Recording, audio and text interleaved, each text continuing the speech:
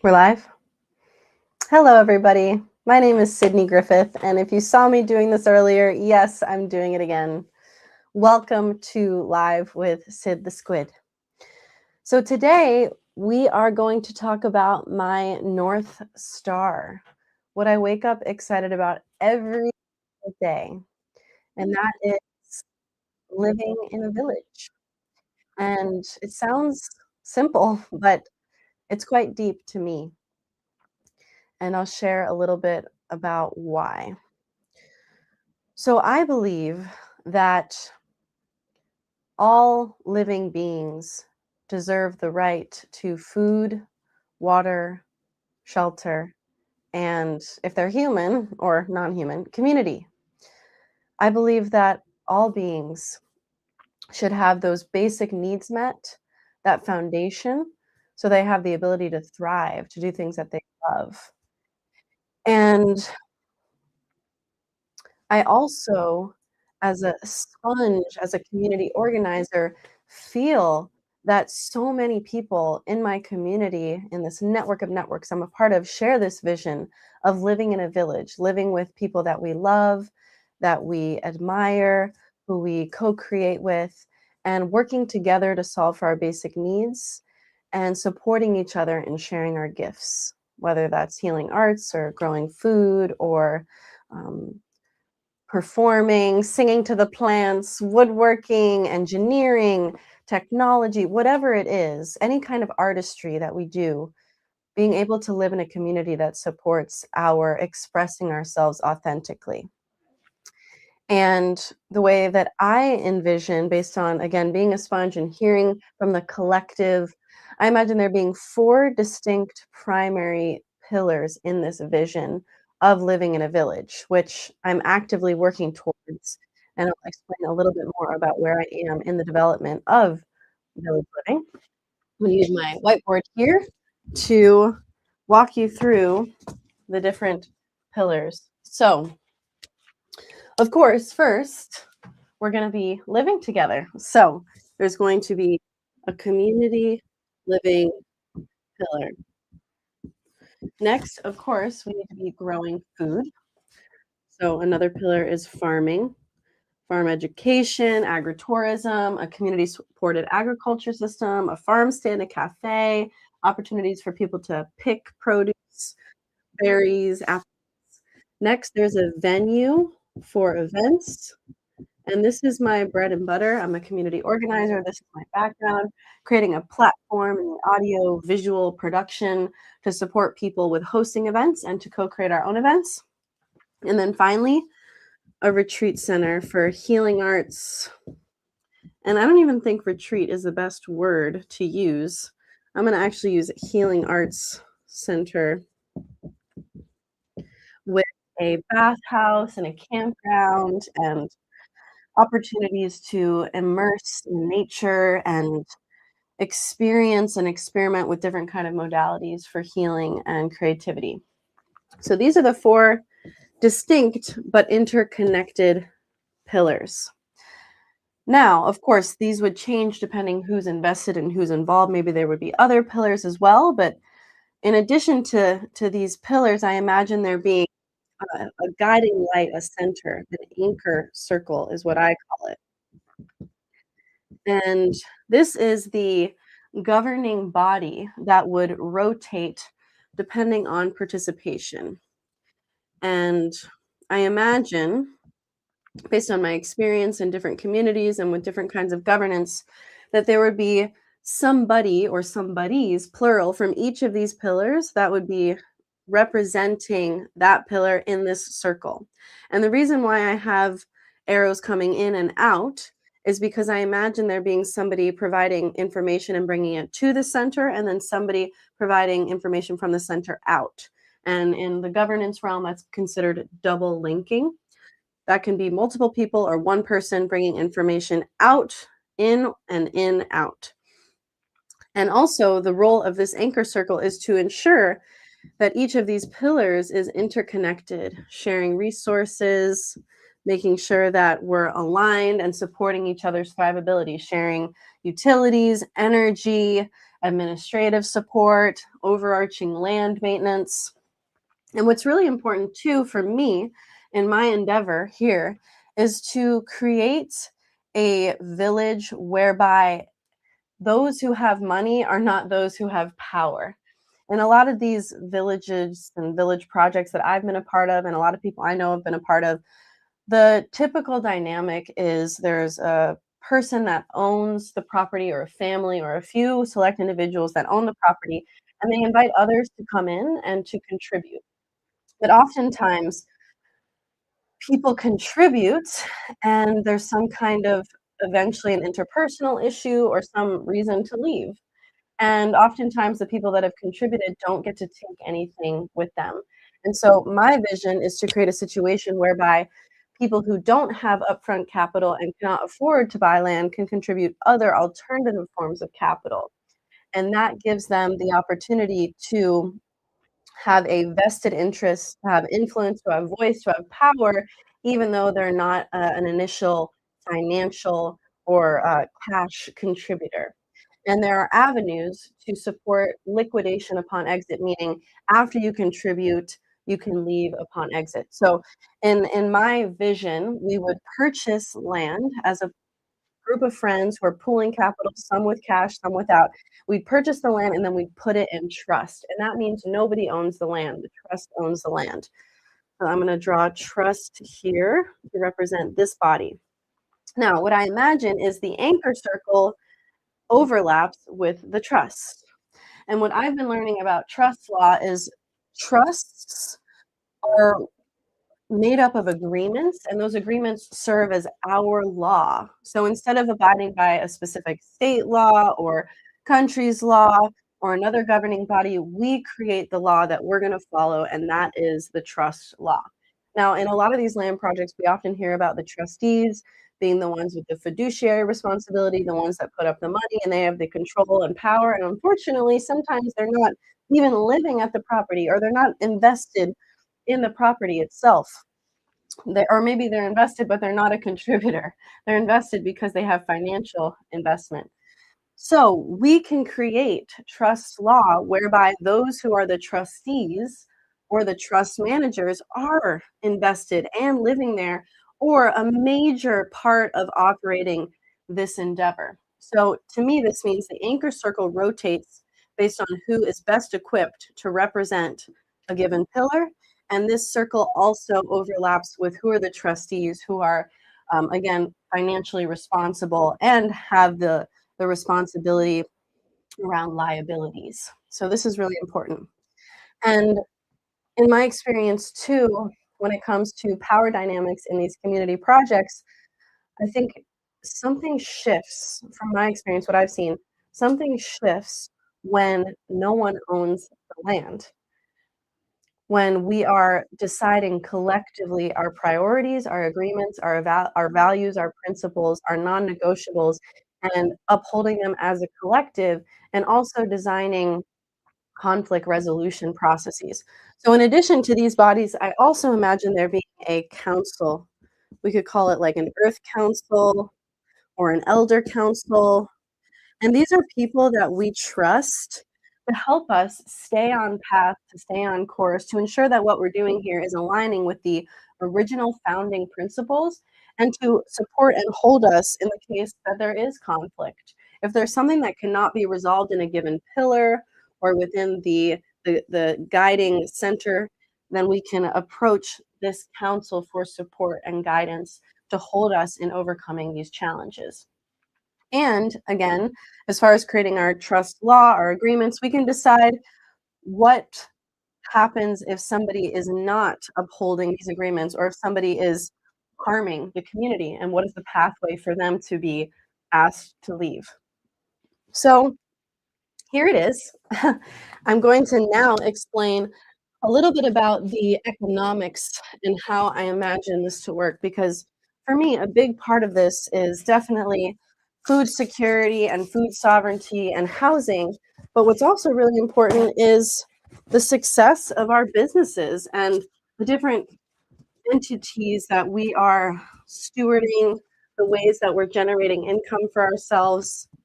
and also the way that we're attributing people's contributions. Again, we want people who have skills and gifts and things to offer to be able to have voice and influence. And the way that I see us doing that and being supported by that is through a token economics system. Now, when I say token economics or tokenomics, I'm not talking about some speculative crypto on an exchange, which unfortunately a lot of people I know out there have been burned by that space. But what I'm talking about is a community currency, a utility token, and a voice token to support with, again, rewarding and attributing people who are contributing, and also people earning voice and being able to have influence on proposals and what happens. So, token economics. Now, a little bit of background here is that my introduction to crypto was the Seeds global community, the Seeds currency. And how that worked for me is I discovered the Seeds community. I started out as a visitor in the community. Then, per my reputation and being vouched for, I became a resident.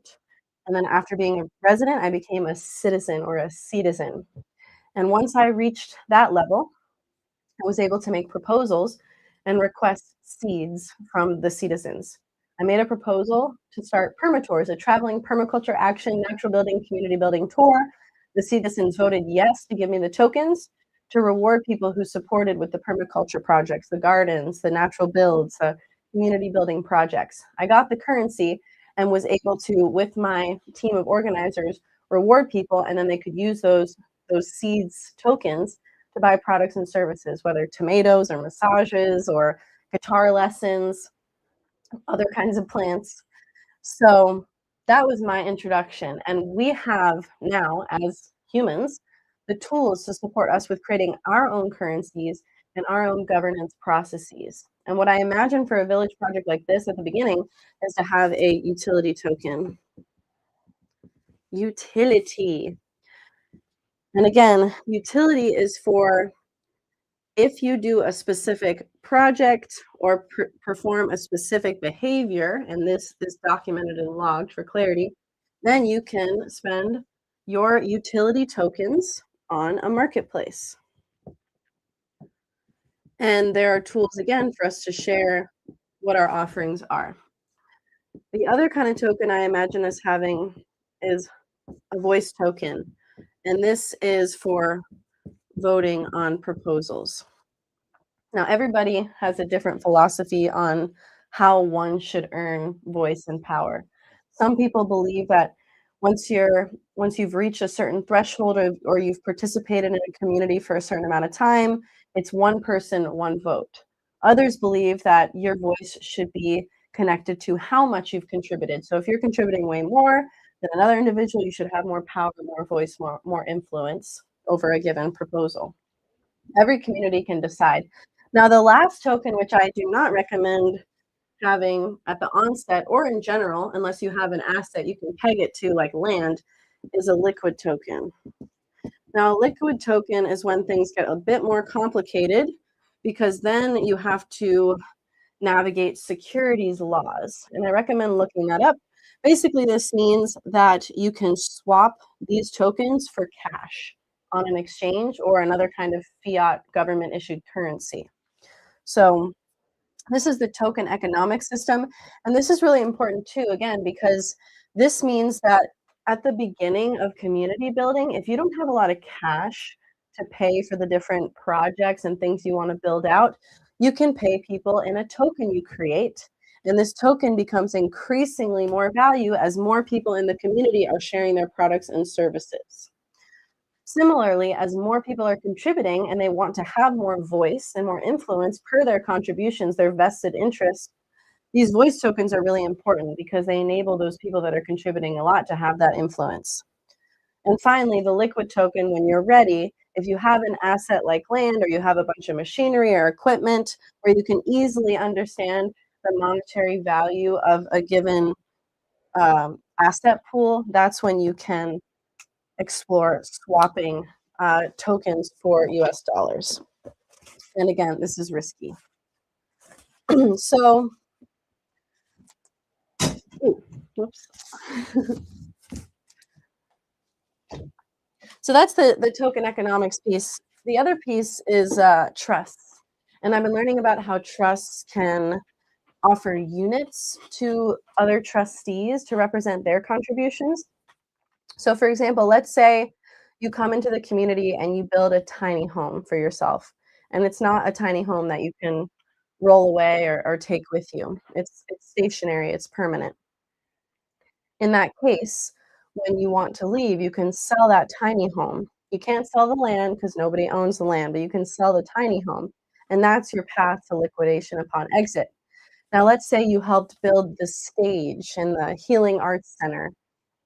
You can't sell the stage because it's a community structure, but what you can do is you can have tokens rewarding you for helping build that stage, or you can have units in the trust that represent your contributions, and then over time, are as you liquidate over time, you can those units represent your contributions and how you can liquidate.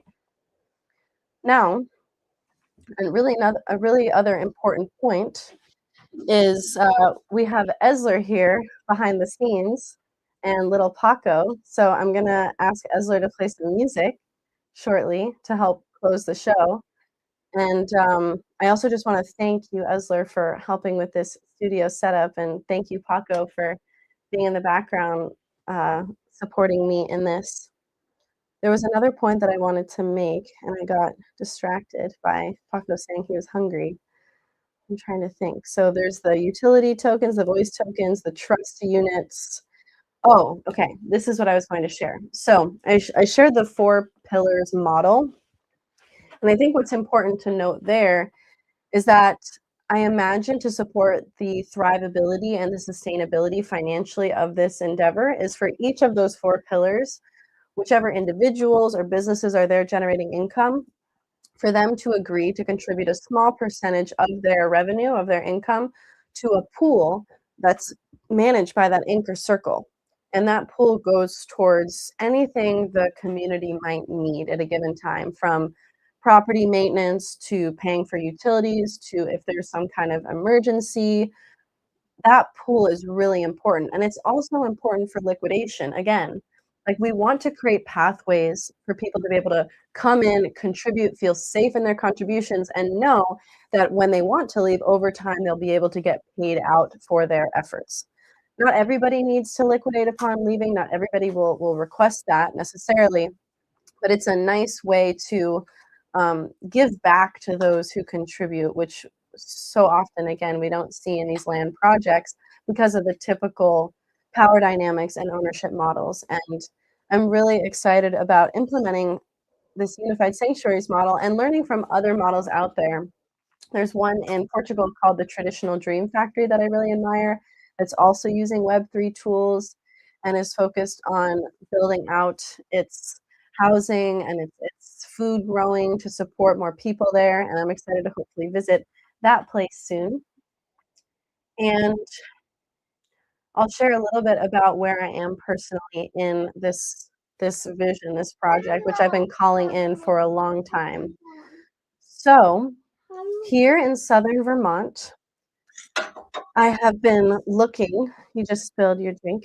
I have been looking for land. I've been looking for land on the market and land off the market by actually sending out letters to landowners, to farmers, to people who have large plots and they're not necessarily doing anything with it. And part of the reason I'm doing that is because I haven't found much on the market that is in my price range or has what we are looking for. I've also been starting to look for properties in Mexico. It turns out that as time passes in this current geopolitical context and situation, there's more and more calling me personally and my friends to live outside of the country, this United States. And yeah, from the costs to the culture to the amenability to communal housing and beyond, There's a lot there. So I'm sharing this with you transparently, whoever you are that's watching live or after the fact, because I am feeling really called to share with the world what I'm working on from my different projects, from Unified Sanctuaries to permatours to Kinship Earth to the Planetary Party Protocol. To me, it feels like a disservice to try to do all this behind closed doors or to wait until I'm quote unquote ready. I don't feel like I'll ever be fully ready to do any of these projects I dream about. My dad actually says that if you die before, or what is his quote? If you accomplish your dreams before you die, you didn't dream big enough. And so I'm here to share with you where I am, what I know, what I'm calling in, so that I can find others to co-create with. And I'm honored and privileged, I know, to be able to think this way, to be able to dream this big, to be able to share with you right now what I'm holding, what I'm envisioning, and what I know so many others are envisioning.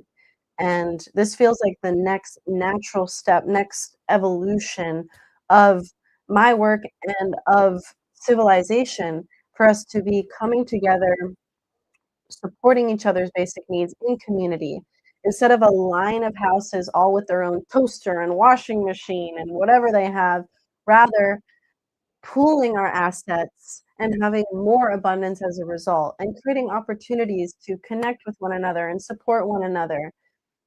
That feels natural and human to me, shifting from isolation and prioritizing financial wealth to instead prioritizing social capital. In the permatours world, we used to joke that we've created a new kind of social security.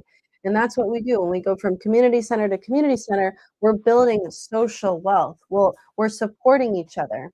And in this village dream, I also imagine practicing commitment pooling, where we each of us commit that we're going to show up and we're going to serve and support someone in our community every Sunday, for example. And then eventually it'll be our turn or whoever's turn to receive that support from the wider community.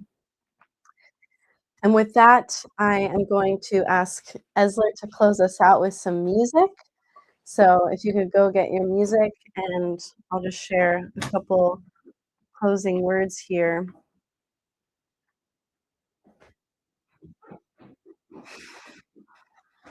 I want to express my deep appreciation for Mother Earth and all that she provides us. She's so abundant. She has everything we need. And I am excited to return and to remember where I come from, to deepen my connection to her and to serve her in all that I do. And I feel really blessed to have dear friends of mine who are also on that path of doing what they can to serve Mother Earth, to align with her rhythms, and to show up in the world and be their most authentic self, to show up in purpose for what they know they're here to do. So thank you to those of you who are tuning in and supporting the journey. Thank you to my collaborators and friends who are working with me on these village projects. Thank you to those of you who have just been along for this wild ride and journey. And with that, I'm going to turn it over to Esler.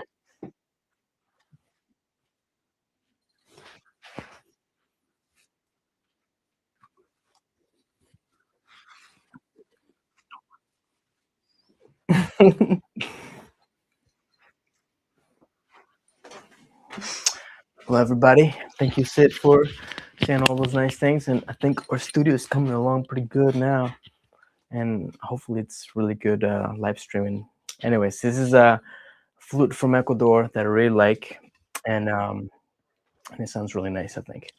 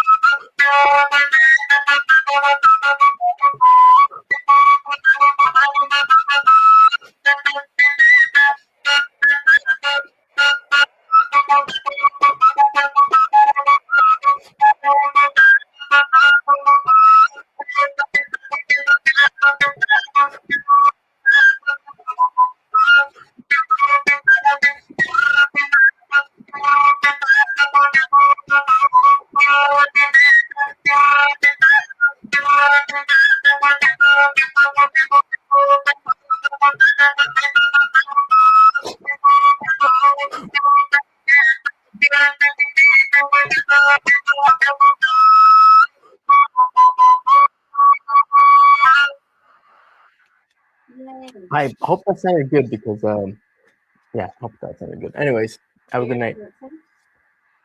Yes, but before I do that, I just want to make sure that this thing I just remembered. Um,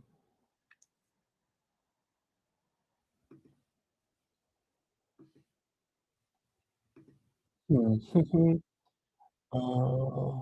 we go. Okay.